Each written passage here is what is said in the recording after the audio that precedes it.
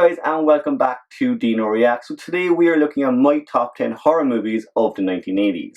As always guys, I'll kind of give you my positives and my negatives on the movie as much as I can, but particularly I just want to go through my personal ranking. As you know, the 80s was chock full of a lot of different horror movies, so there was quite a few to choose from. But rather than talking about it guys, let's get ranking, let's jump in and start looking at these movies. So kicking things off is Clive Barker's Hellraiser from 1987. Now this is a movie that for me is much different than other horror movies of the 1980s, and that's why particularly I do enjoy it. There are a lot of different themes in this movie they kind of go through, particularly with the afterlife and the decisions you make when you are alive and the consequences that come with them. Now the central villains in this one as well, the Cenobites, led by the pretty much iconic Pinhead, are some of the best villains we've ever seen in horror. They are terrifying to look at, and what I like about them as well is each of the Cenobites in this movie, although Pinhead is kind of the leader, you can tell each of them, if they wanted, could probably have their own spin-off. Each of the Cenobites, they do look really twisted, they look quite terrifying, and that is also how I would describe the movie. The movie itself, it does have a very particular visceral look to the film. It has quite strong themes of BDSM and torture. The villains themselves, they are dressed in leather with chains. They kind of come and pretty much just take people to hell for what they've done throughout the movie. The kills as well, they are quite gory and twisted throughout the entire movie. The Cenobites, a lot of the movie, they are kind of kept in the dark. You don't see too much of them. But once they appear on screen, once they kind of start causing mayhem throughout the film, you see what they're capable and how terrifying they really are. Now at the same time, the acting throughout the film is not the best, and at times the camera work can be a bit sloppy, but overall I do really enjoy this movie. It is definitely for me one of the most definitive horror movies of the 1980s, especially when you consider that slasher movies at the time were so popular. We had Freddy, Jason, Michael, etc. running around on screen, and Pinhead, although he is kind of in the same vein as those horror icons, he was doing his own thing with the Cenobites. So I've always enjoyed this movie just for being so unique and different. If you haven't seen it already guys, check it out. It's a great one to throw on if you want to see what 80s horror was all about. Taking the number 9 spot is The Fog from 1980. So this one, it was co-written by John Carpenter and Deborah Hill, and it pretty much tells the story of kind of a quiet coastal town that's suddenly engulfed by this mysterious fog. Now throughout the movie we actually go back and forth between multiple different characters. I did like that we weren't stuck with one kind of character and storyline in particular. We are kind of jumping back and forth, and the whole movie kind of ends with all of these different storylines coming together and all these characters realizing they need to work together to beat the fog. The film as well is particularly a revenge storyline centered around an old-fashioned ghost story. It does definitely have that look and feel of a ghost story, which I like particularly. The fog itself, the practical effects in this, it does hold up today. That fog, when it starts pulsing on screen, it does look quite menacing, and you do wonder what the hell is inside it. Now when you accompany that with John Carpenter's score, it does build suspense and tension throughout the entire movie, and for me that's what I like about it. It's a good old-fashioned 80s tension-filled movie. There's not a lot of blood, there's not a lot of guts. I think it's actually a PG rating when it first came out, and you can tell that it's just a good old-fashioned ghost story with good characters, some really interesting villains, and some really suspenseful scenes. One last thing I do want to throw in is pretty much just the writing we get in this movie from Deborah Hill. She does write some really interesting, strong female characters throughout the entire movie. So Jamie Curtis is one in particular who she comes back to the horror genre, and she plays a role much different than the role she played in Halloween. So up until this point, and even after this movie, we did have that horror trope that if you had sex in a horror movie, you died. Right out of the gate with Jamie Curtis's character, she meets a guy and they do sleep together very quick. What I like about this movie is they don't stay on that, there's nothing else said about it, and the movie goes to the next scene. That was great, especially for the time and especially with the rules of horror that had been created then. As well as that, her mother Janet Leigh is in this movie, so it was great to have two different scream queens. But throughout the film you constantly see these strong female characters. The same can be said for Adrienne Barbeau's character. She is in charge of the lighthouse in the coastal town, and she's kind of throughout the entire movie warning people about the upcoming fog and how to get away with it. So she's kind of the protector really of the entire town. So overall, that's what I liked about this movie. You have these great female characters, you have this absolutely terrifying villain in the fog itself. The practical effects still hold up today, and with Carpenter's score, it's a top-notch film from the 80s. Next up, sliding into 8th place, is Friday the 13 Part 6, which came out in 1986. Now for me guys, this is the best of all of the Friday the 13th movies squashed into one film. There are a lot of Friday the 13th movies and quite a few did not make this list. For some people they will love Friday the Part 4, for some they might like the original, or Part 3. For me, I've always loved Part 6 because it pretty much has every Friday movie that I love in one. I do also like that we get a lot of time with camp counselors in this movie, and particularly children at the camp. We hadn't actually seen that in any Friday the 13th movie until the 6th installment. We get to see Jason stalking Camp Crystal Lake in a way that we would always imagine he would do if the camp was open and running. We also get the return of Tommy Jarvis, and in my opinion this is the best Tommy Jarvis we actually ever got on screen. He kind of boosts himself up to be like a nemesis to Jason, the same way we have with Laurie Strode and Michael Myers and Nancy Thompson with Freddy Krueger. I do wish we had seen more of Tommy Jarvis in future sequels, but this one again is the best iteration we got of the character. What a lot of people tend to overlook as well is Friday the 13th Part 6 was very much ahead of its time. When you look at Scream that came out in 1996, it kind of played with these themes that the characters in this movie knew what horror movies were. Friday the 13th Part 6 actually did that quite a few years before Scream came out. The characters in this movie know exactly what horror movies are. There are quite a few fun scenes where people see Jason and they immediately know to back off and leave the scene. But guys, for me this is definitely my favourite Friday the 13th movie from the 1980s. That's pretty much everything you'd want from a Friday movie squashed into one. Has some great characters, some absolutely brilliant kills, some good comedic timing, and a perfect Jason.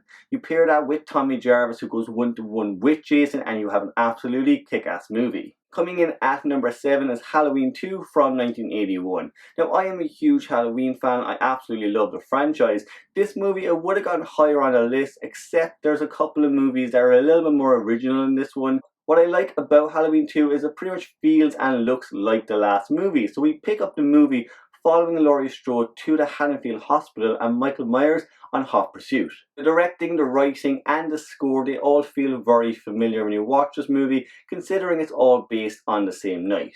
Now this one, it's not directed by John Carpenter, instead it's directed by Rick Rosenthal, and he does a really decent job continuing that kind of feel we got with the first movie. We also get the return of Dr. Loomis and Laurie Strode, and they fit into the movie really well. The hospital setting as well is something I do really enjoy in the movie. It's quite airy, it's quite creepy. If you've ever stayed in the hospital overnight, the first thing you would think of is Halloween 2. Myers as well, he is a good Myers in this movie. I've said before I've had issues with kind of the robotic walk Dick Warlock brought to the role, but overall he is also a creepy Myers. He's one of the best Myers we've had in any of the Halloween films. I do also like the different methods they use to kind of see Michael throughout the film.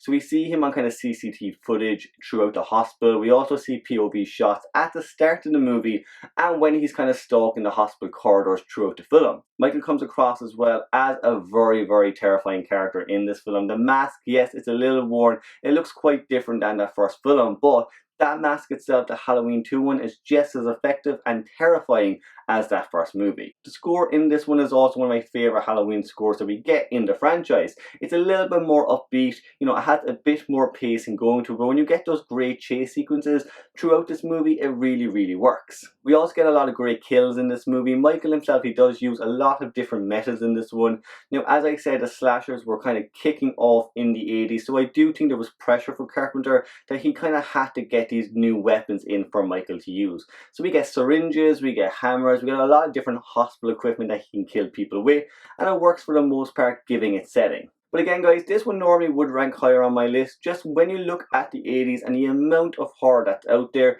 this one, you know, it is a sequel to the original movie. It feels a lot like that original, which I like, but at the same time there's nothing new to look at.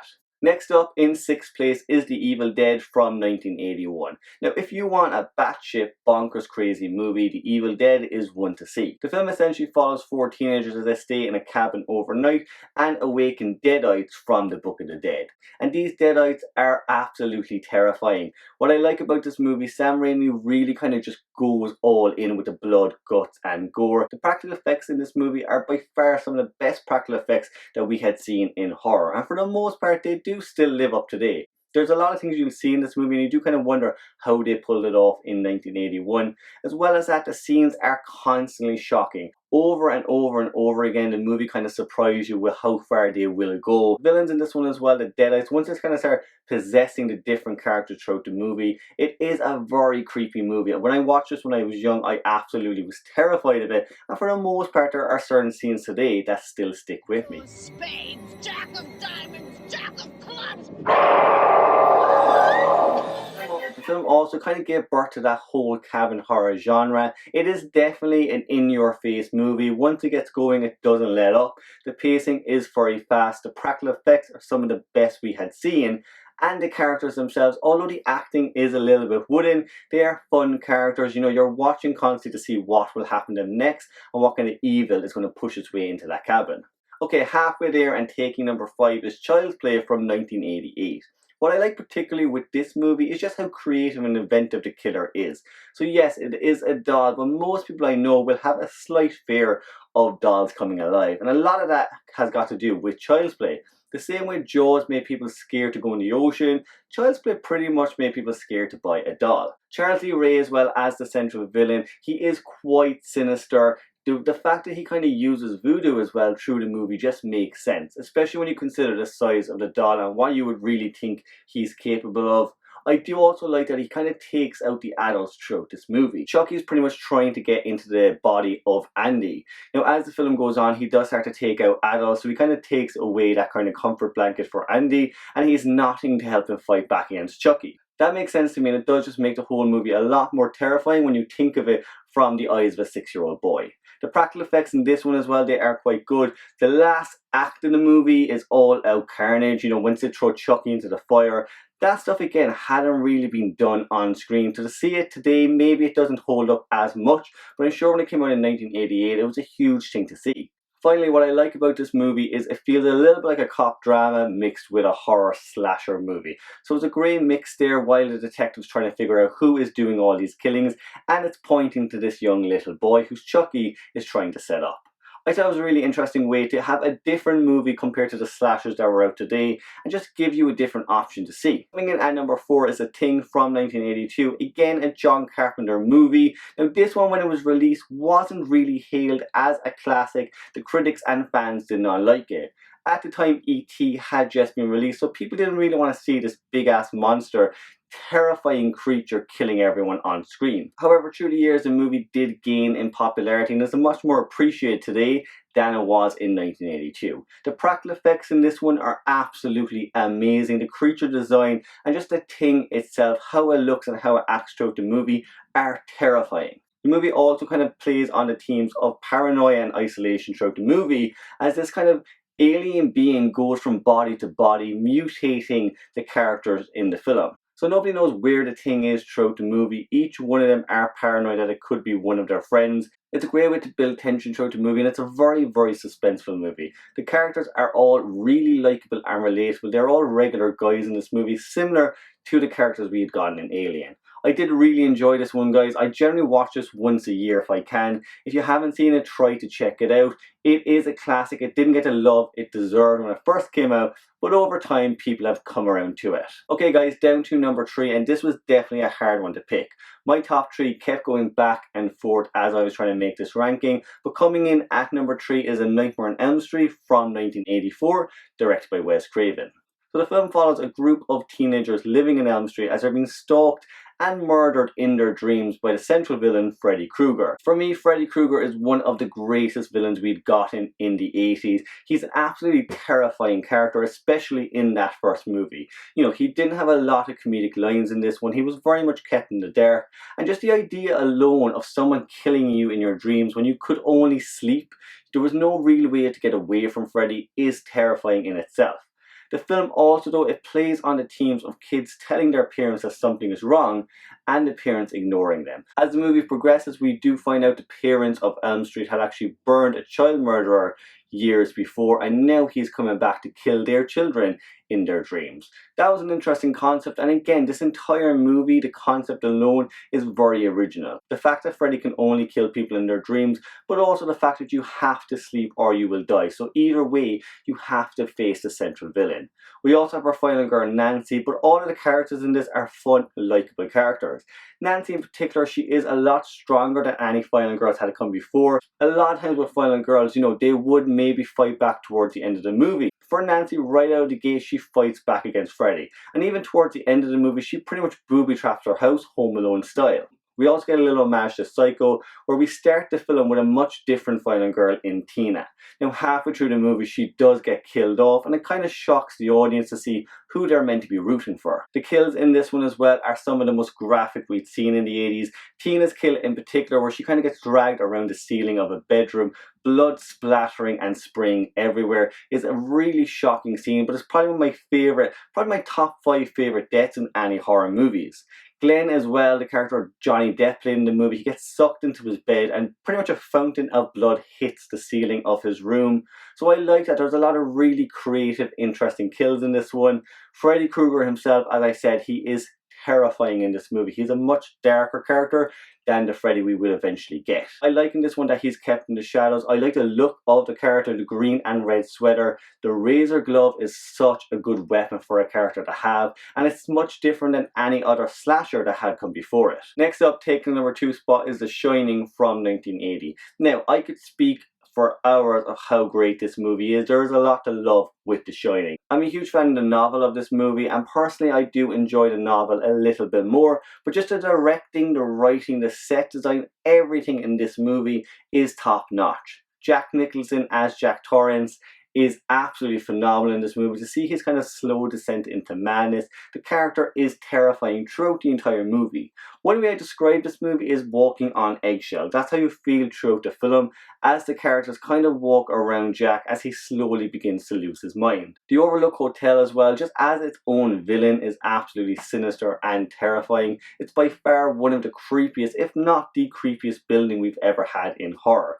It is its own character, and the different ghosts that kind of reside in the hotel are just as bad. The different scenes I could name out in this film, you know, room 237, the sisters in the hallway, the blood coming down the elevator. There are a lot of creepy scenes in this one, and it doesn't let up. The film constantly has a suspenseful feeling to it, but also an uncomfortable feeling.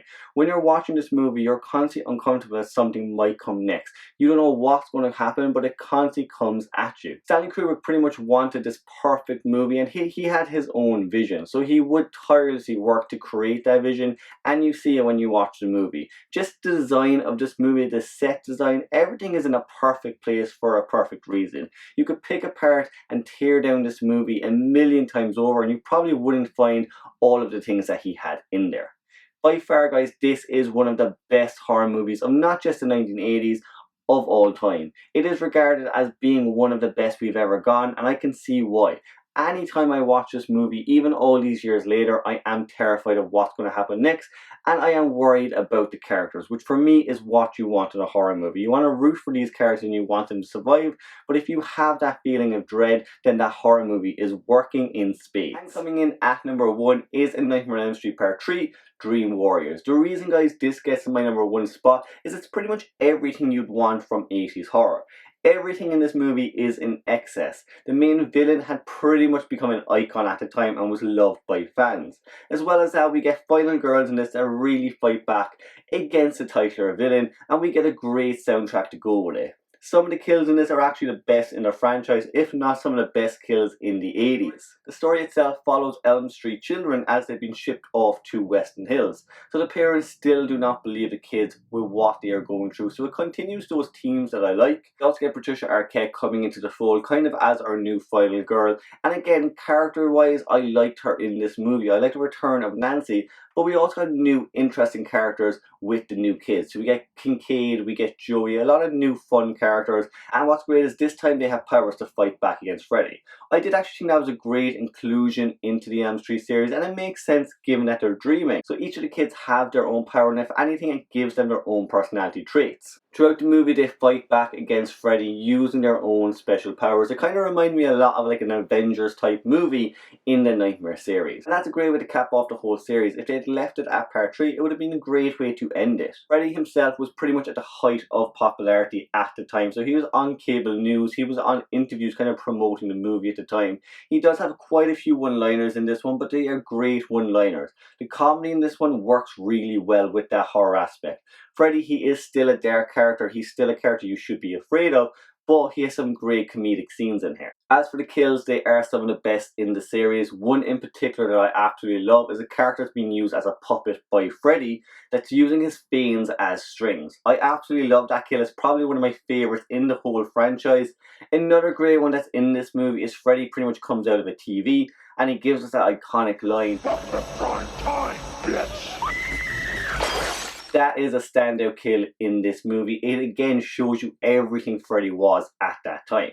We also get a lot more backstory to Freddy Krueger in this movie, so we are introduced to his mother, Amanda Krueger, and she pretty much just explains where Freddy came from and why he is the way he is, where that evil originated from in Weston Hills. The last act of the movie is an all-out battle with the Elm Street kids and Freddy Krueger, and it works really well. Yes, the effects may not hold up as well today, but because of the characters, because of the storyline, and particularly because of Freddy Krueger and Nancy Thompson going head to head, the ending is one of the best endings we got in any horror movie at that time.